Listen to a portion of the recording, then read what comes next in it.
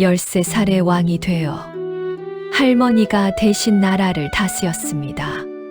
하지만 그는 배우고 또 배웠습니다. 경국대전을 완성해 조선의 법과 제도가 비로소 완성되었습니다. 학문을 사랑했고 백성을 생각했습니다. 하지만 그 빛나는 시대의 이면에는 한 여인의 죽음이 있었습니다. 그 죽음은 훗날 피바람이 되어 돌아왔고 가장 빛나던 시대의 가장 어두운 선택. 지금부터 그 이야기가 시작됩니다.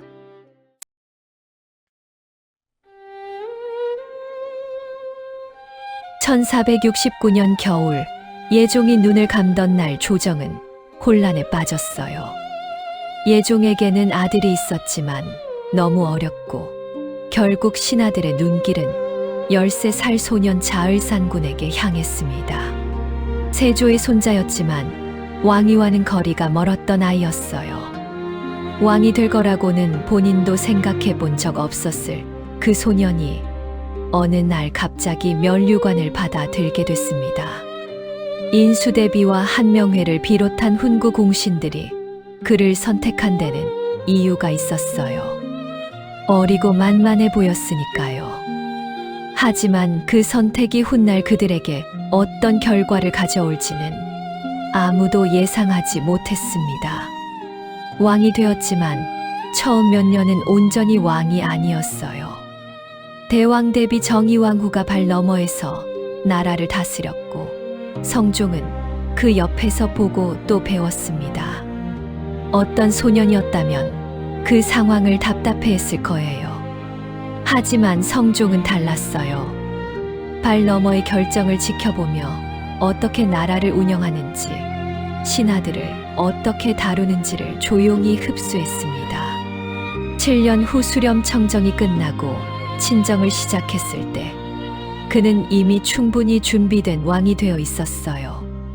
성종이 가장 즐거워한 시간은 경연이었어요. 매일 아침 학자들과 마주 앉아 유교, 경전을 읽고 토론했습니다. 하루에 3번씩 경연을 열었고 신하들이 지쳐 쓰러질 때도 성종은 오히려 더 깊은 질문을 던졌어요. 집현전의 후신인 홍문관을 강화했고 뛰어난 학자들을 아낌없이 등용했습니다. 그의 치세에 학문이 꽃피기 시작했어요. 조선이 단순한 무력의 나라가 아니라 문치의 나라로 자리 잡아 가던 시간이었습니다. 아버지 세조가 시작하고 예종이 이어받아 완성하지 못했던 경국대전. 성종은 즉위한 지 15년 만에 마침내 그것을 완성했어요. 조선의 모든 법과 제도가 하나의 책 안에 담겼습니다. 형법, 행정법, 예법, 군사법까지 나라의 뼈대가 될 규범들이 정리됐어요. 경국대전이 반포되던 날, 성종은 오랫동안 그 책을 손에 들고 있었습니다. 할아버지 세조부터 시작된 꿈이 자신의 손에서 완성된 것이었어요. 이 법전은 이후 조선이 존재하는 500년 내내 나라의 근간이 됐습니다. 성종은 훈구파만으로는 부족하다고 느꼈어요. 오랫동안 권력을 독점해온 훈구 공신들을 견제하기 위해 지방에서 학문을 갈고 닦던 살인파 학자들을 조정으로 불러들였습니다. 김종직을 비롯한 살인들이 하나둘 한양으로 올라왔어요. 그들은 날카로웠습니다. 훈구파의 비리를 거침없이 비판했고 유교적 이상 정치를 목청껏 외쳤어요. 조정은 활기를 띠었지만 동시에 긴장감도 높아졌습니다. 훈구파와 살인파 사이의 균열이 조금씩 깊어지기 시작했어요. 성종은 그 균형을 잡으려 애쓰면서도 그것이 얼마나 위태로운 줄타기인지 알고 있었습니다. 성종의 치세는 조선 전기의 황금기였어요. 동구겨지 승남이 편찬되어 조선 팔도의 지리와 역사가 정리됐고 동국 통감으로 역사가 체계화됐습니다. 악학괴범이 완성되어 조선의 음악이 정돈됐어요. 문화와 학문이 어느 때보다 풍성하게 피어나던 시절이었습니다. 백성들의 삶도 나아졌어요. 농업 기술이 보급됐고 법이 정비되어 억울한 일이 줄었습니다. 한양의 거리에는 활기가 넘쳤고 조선이라는 나라가 제 모양을 갖춰가는 것 같았어요.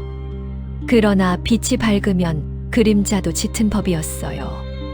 성종의 후궁이었다가 왕비 자리에 오른 율씨는 총명하고 강단 있는 여인이었습니다. 하지만 왕의 총애를 두고 다른 후궁들과 갈등이 깊어졌고 결국 궁 안에서 큰 사건이 벌어졌어요. 왕의 얼굴에 손톱 자국을 낸 것이었습니다. 인수대비가 나섰어요. 조정 신하들도 들고 일어났습니다.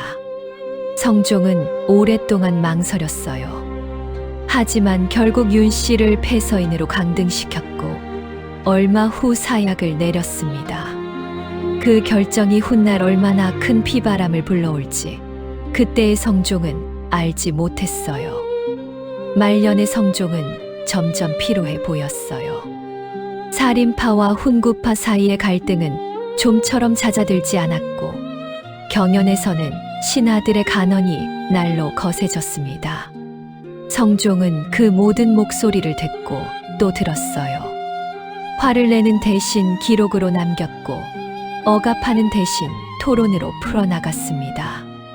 하지만 사람의 몸은 한계가 있었어요.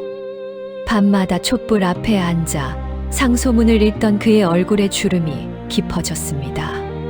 그래도 그는 멈추지 않았어요.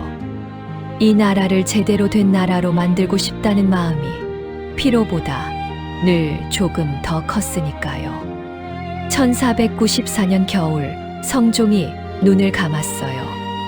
38세였습니다. 너무 이른 나이였어요. 제위 25년 동안 경국대전을 완성하고 사림을 키우고 문화의 꽃을 피웠던 왕이 그렇게 조용히 떠났습니다. 침전에는 아직 다 읽지 못한 상소문들이 쌓여 있었어요. 홍문관 학자들이 눈물을 훔쳤고 살인파 선비들이 먼 곳에서 소식을 듣고 통곡했습니다. 그리고 왕위는 19살 연산군에게로 넘어갔어요. 패비 윤씨의 아들이었습니다.